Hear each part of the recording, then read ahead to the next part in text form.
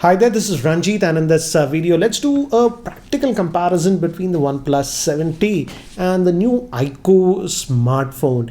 And the base variant of the iQOO is also very close to the OnePlus 7T. That's why I'm doing a comparison. And I've used both these devices. This is the OnePlus 7T, and I've now even used the iQOO. And in terms of looks, again, I won't say anything. Looks are very subjective, I would say. So I won't say what is that. But the iQOO is slightly more dense and slightly heavier because it has a bigger battery compared to the OnePlus 7T. But now let's talk about the first thing. Obviously, let's talk about the processor. And here, obviously, the iQOO goes ahead because it comes with the new Snapdragon 865 SoC, which is the fastest that we have from Qualcomm. Whereas the OnePlus 7T comes with the Snapdragon 855 Plus. Also, in terms of RAM, the iQOO actually has the newer LPDDR5 RAM, whereas the OnePlus has the LPDDR4. And even in terms of storage, it has the newer UFS 3.1 storage, which is the fastest, whereas this one has the UFS 3. So in day-to-day usage, I would say both these devices are very fast, so you won't notice any lagginess or anything.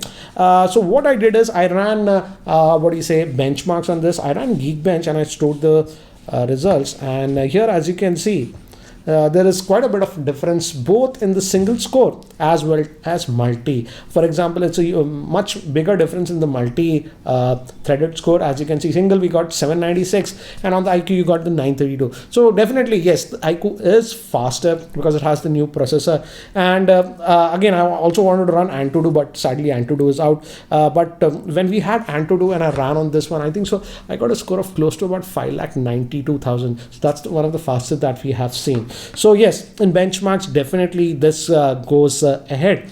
Now, if we talk about speakers, here I would say the OnePlus 7T has an edge because this one has a stereo speaker. Let me do one thing. Let me try to play the same track on both these devices. Let's just go to my own YouTube channel and let's first play it on the OnePlus, and then I'll just skip this ad. So here, now skip the ad. Hi there, this is Ranjit, and in this video, let's talk OnePlus about the 7T. Snapdragon chipsets. And there is a lot of confusion about max volume regarding 5G. For example, this is the new Realme X50 Pro, and this was the iQOO, and both are sort of So let's do one thing. Now let's run the same thing on this iQOO and see. It just has a single bottom firing speaker. So let's first, let me maximize the volume. Phones coming with the new Snapdragon 865 chipset. But strangely, this iQOO also has a variant that is just 4G. And technically, yes, this that is not correct with the Snapdragon 865. So let's talk about it. And guys, let's just go back a little bit prior to this. Yes, obviously, this iQOO has a single speaker. So in terms of loudness, yes, I would say the OnePlus goes ahead. And again, it has the stereo speaker. So definitely, in terms of speaker, I would say the OnePlus goes ahead. I wish this also had a stereo speaker. But one thing I like on this iQOO is it still retains the headphone jack. And guys, the headphone jack quality is very good. It actually has a hi-fi DAC, so the music output was very good in this. Sadly, with OnePlus, we simply don't have any headphone jack. So that is something that I missed. Now, if we talk about another thing, that is the in-display fingerprint scanner. Both are actually very fast, if you see. So I would say neutral in that. Again, it's blazingly fast on both the devices, so I can't say that one is faster than the other. As you can see, both work very well, so that is neutral. But one thing that I've noticed is that both of them actually have an AMOLED screen, but we don't have the always-on display on the OnePlus 7T. That is what I've been complaining about OnePlus from almost 2 years. I don't know why they don't give it. Yes, if you tap in, it shows the display, but again, if the handset is far away, I always like this always on display. It gives more information that we don't have, so that is something that is missing. But if we talk about the display, here again, OnePlus does have that 90 Hz screen option, whereas it's a regular 60 Hz screen on this one. But one thing strangely that I've noticed is if we again go to that benchmark score, again, if you notice, Let me just go back and open this. If you notice here clearly, I've tried to set the brightness to almost the same on both the devices, but the display is slightly yellowish on the OnePlus, whereas on this iQOO it is actually much more whiter. As you can see, the color difference, it's the same page as you can see, this benchmark score, but this is something that I've noticed, and even in content, so slightly the color temperature is slightly on the yellowish side on the OnePlus 7T, which again you won't notice in every day, but again as we are doing the side-by-side comparison, I noticed it quickly. And now if we talk about user interface, I don't have to talk about the OnePlus. It comes with the legendary OnePlus UI. Oxygen OS is something that we actually love, so that is very familiar, and again OnePlus is being good with updates. With this iQOO, they have their own UI. Again, we do have the app tray, as you can see, and in general day-to-day usage I never actually faced any issues of lagginess or something, and it has everything, quick toggles and stuff, but again you will take a day or two to get used to it. But again, it has all the options, and in fact also has a dedicated gaming mode. I'll show you that. So again, after a day or two you'll get used to this. It has all the options, but again might be a learning curve for a day or so. Again, as you can see, we have all the options, even ultra mode, and we also have this monster mode, which again for heavy apps you can use while gaming, and it changes the icon colors and stuff also like this. We also have a dedicated ultra gaming mode. I'll talk about that later. In fact, it has this physical triggers. If you want to use that, you have to enable that mode. Now if you talk about gaming, again both these smartphones will play any game you throw on it fine. Again, the Snapdragon 855 also very good in gaming, so don't have to worry about it. And again, obviously this is the new Snapdragon 865. Again, gaming performance is very good, and I feel this is sort of a gaming centric smartphone that they have built. Yes, it doesn't have the 90 Hz or 120 Hz display, but in terms of touch response, when you enable this ultra gaming mode or all this, I'll just activate this.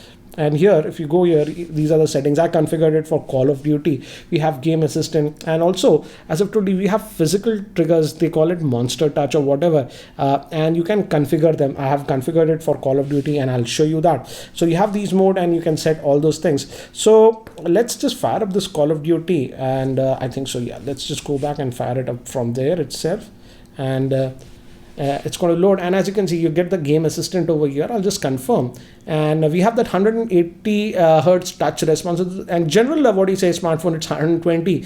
And here, as you can see, you can even control the pressure sensitive buttons. I have done that. Let the game load, and I'll give you an idea. These are actually triggers that you can use, and let me just log in and give you an idea. So guys, we are playing Call of Duty, and I've mapped these buttons left and right. Left is for reloading the weapon, and right, as you can see, for zooming.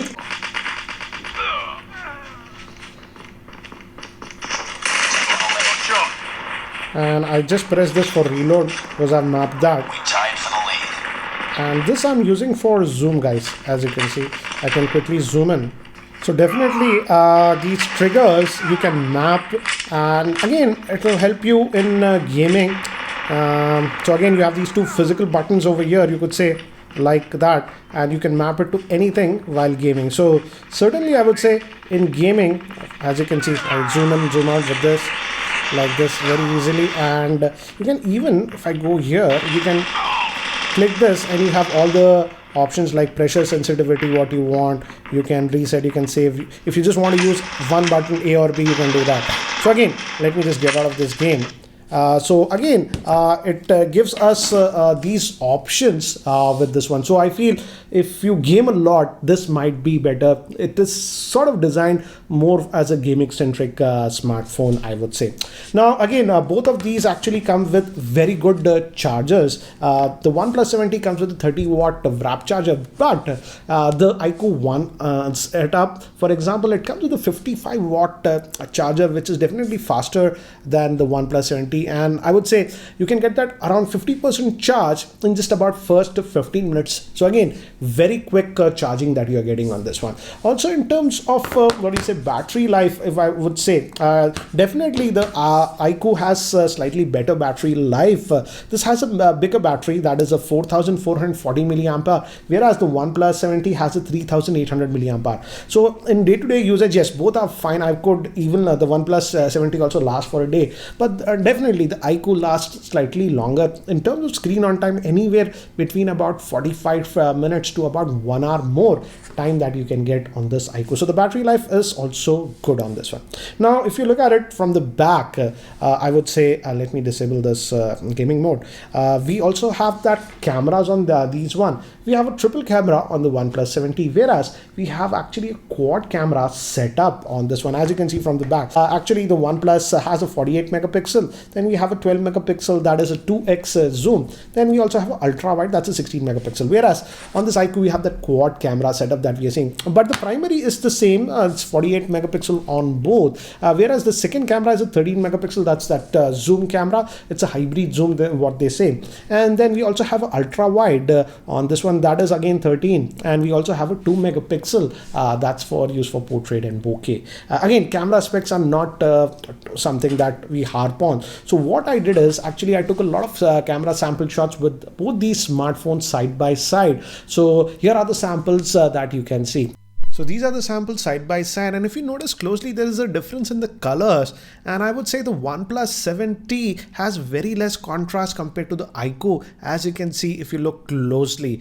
This is clearly evident in this picture, and even in outdoor pictures the OnePlus 7T has slightly yellowish tint, whereas the iQOO has slightly bluish tint, as you can see with these samples. This was the regular shot and this was the zoom, and in terms of detail with both of them, the details were same, but again you notice that slight difference in color. This was that ultra wide, and in very low lighting situations the iQOO lets up the subject a lot more. Even in detail, I would say the iQOO got slightly more detail, and these are samples taken in indoor lighting. And notice my face, if you notice there is slightly more skin smoothing. The contrast levels are definitely better on the iQOO compared to the OnePlus 7T, as you can see with these samples. Now moving to the front facing camera, both do good, but again the iQOO lights up the face a lot better compared to what the OnePlus 7T's front facing camera is doing. So I would say the front facing is also better on the iQOO. Both are actually very good devices, and in terms of pricing also they are very close to each other. Again, yes, this is having the 865. Obviously if you go for the higher end variant you also have 5G, but even the OnePlus 7T is a good device, but now it's slightly getting slightly old. And I would say if we talk about the downers of this iQOO, I would say the biggest downers would be that it doesn't have the 90 Hz screen, but again I don't mind it that much. But the screen quality, as I've told you, is good. Whites actually look white on this one. And if we also talk about another con that I don't like is it skips on that stereo speaker setup, but the plus points of iQOO would be again that Snapdragon 865 SoC with that DDR5, so it's a blazingly fast smartphone.